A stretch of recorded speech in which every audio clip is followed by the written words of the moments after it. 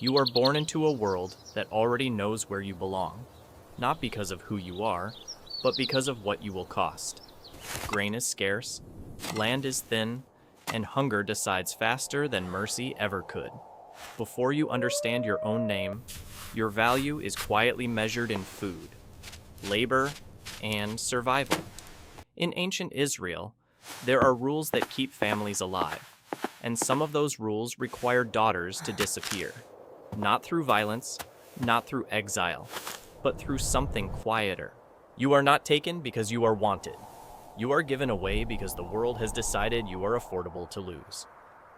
Born already as a burden, you wake before light reaches the floor, breathing dust and stored grain while your stomach tightens without sound. Your mother counts loaves with her fingers and stops at you, her eyes already shifting toward the doorway. Outside, the field holds more stones than plants, and men bend and straighten in silence that never invites questions. You carry water in a clay jar, watching it slosh and spill, darkening soil that will never belong to you. Food arrives measured and uneven, your portion smaller without explanation, accepted by everyone as ordinary. You learn where not to sit, when to move, and how to read shadows before they cross your body. At night, goats cough in the pen, and you listen until the sound loses meaning and becomes routine. There is no word for safety here, only wooden doors left open and hands that reach without asking. When visitors come, you are counted again by weight and age, never by name or presence. On the wall, a harvest mark stands higher than your head, unchanged, watching you grow beneath it. When the law turns you into a calculation. A man arrives with scales and a folded cloth, standing where your father once fixed tools.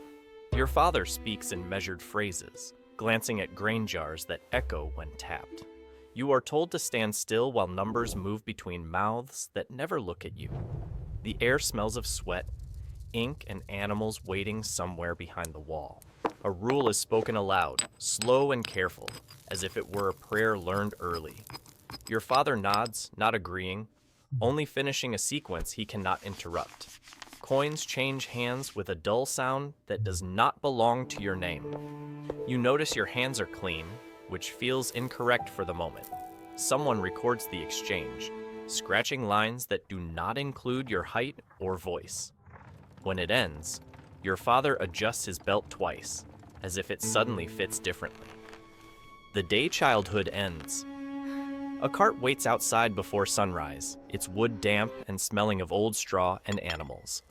You climb onto the plank seat while your feet barely touch the edge, dust already clinging to your skin. No one explains where you are going, only that you must sit still and hold the rope. Your mother presses bread into your hand, then steps back as if distance has been agreed upon.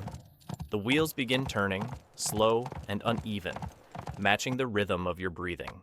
Fields pass by with green patches you have never touched, bordered by stones placed by other lives. You watch familiar paths slip away without ceremony, the road narrowing as the house disappears. The cart creaks louder than anyone speaks, filling the space where questions would have formed.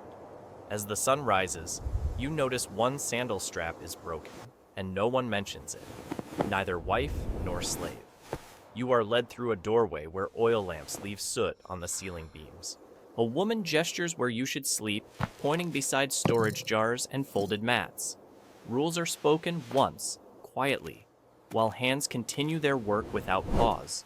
You eat after others finish, collecting what remains without being told to wait. You are not called when meals are served, only when something is needed.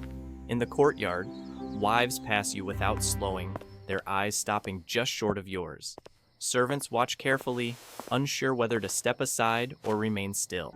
You learn where your body is allowed to exist and where it causes inconvenience. At night, you count footsteps and learn which ones never approach you directly. The first night and the loss of self. The room is dark, except for a single lamp, breathing weak light onto the floor.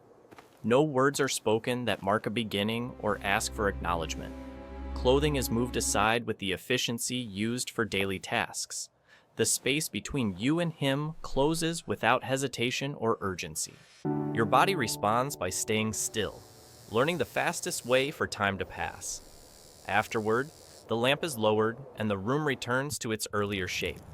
No one checks if you remain awake or asleep. You notice your name is no longer used, replaced by silence that functions the same way. Outside, the household settles and the night continues unchanged. When a body becomes a promise. Weeks pass marked by wait and missed blood rather than spoken recognition. Women look at you differently, adjusting how close they stand in shared spaces. Food arrives with more consistency, placed down without comment or warmth. A hand pauses on your stomach once, then withdraws as if confirming a calculation. You are moved to a different sleeping place, closer to the inner rooms. Conversation shifts around you, stopping when you enter, resuming after you leave. When the child moves inside you, others begin to plan without including your voice. No one asks what you want or how long you can endure standing. You notice that usefulness has given you shape, but not shelter. Useful is never safe. Another woman arrives with younger hands and unmarked skin, standing where you once stood without ceremony. Whispers move through the rooms before she does, settling into corners you cannot hear clearly. Tasks are reassigned without explanation, your movements adjusted to make space for hers. You are still needed, just not in the same places or at the same times. Mistakes are noticed faster now, spoken aloud instead of corrected quietly. When something goes wrong, eyes turn toward you before turning away. You sense the timing of your presence becoming less precise, less necessary. At night, you listen for footsteps again, realizing they no longer slow near your mat. In the courtyard, seasons change, and you are no longer mentioned when plans are made. The law chooses someone else. Your son is weighed in arms that already know where he belongs. Names are discussed before he can speak, chosen from a list that excludes your lineage. Inheritance is explained using words like order and fairness, none of which require you to listen. You stand nearby while decisions settle into place long before the child can understand them. Property lines are traced in dust, pointing toward sons of wives whose status was never questioned. Your presence is permitted, not required, as the future is outlined aloud. The law speaks evenly, without raising its voice or lowering its gaze. No one argues against it, because nothing here was designed to include you. When the meeting ends, you notice your shadow does not reach the threshold. Most lives like this were never recorded beyond the moment they stopped being useful, then quietly removed from attention. Placed beside the wider world that surrounded them, this was not the harshest fate available, only one that functioned efficiently. And somewhere nearby, another story was already forming, shaped by the same rules, waiting for a different body to enter it.